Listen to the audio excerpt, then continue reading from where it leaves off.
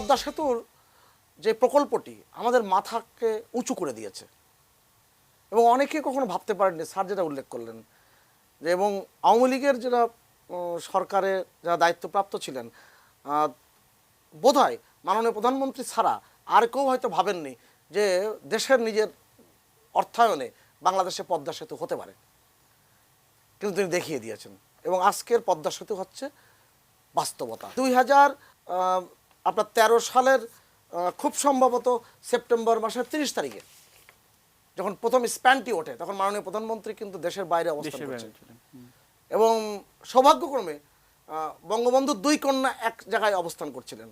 যখন বাংলাদেশের সেতুমন্ত্রী ওবায়দুল কাদের তিনি যখন এই ছবিটি পাঠিয়েছিলেন, তখন দুই বোন মিলে একসাথে জড়াজড়ি করে কান্নার অশ্রু তাদের চোখ দিয়ে বেরিয়ে এসেছে।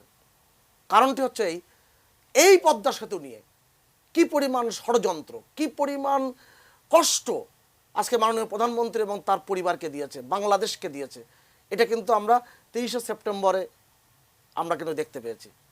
আজকে যে পদ্মা পাড়ের যে মানুষের যে উৎসাহ উদ্দীপনা, আপনি পদ্মার পাড়ে না গেলে কিন্তু আপনি প্রণবদা বুঝবো না।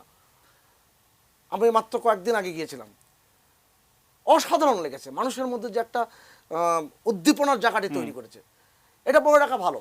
পদ্মা সেতু নিয়ে প্রথম চিন্তা কিন্তু আওয়ামী লীগ সরকার যখন 96 থেকে 2001-এ যখন দায়িত্ব ছিল, 98 সালে প্রথম পদ্মা সেতু নির্মাণের উদ্যোগ নেওয়া হয়। যদিও 96 সালের যে নির্বাচনের ইশতেহারে কিন্তু পদ্মা সেতুর বিষয়ে কিন্তু উল্লেখ ছিল না।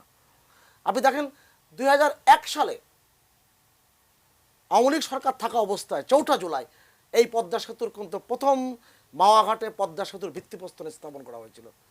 অতএব এই যে পদ্মা সেতু নিয়ে যে স্বপ্ন বঙ্গবন্ধুর কন্যার, এটা কিন্তু তার এই স্বপ্নের যে যাত্রা, সেই যাত্রায় কিন্তু অনেক বিষয় যুক্ত হয়েছে।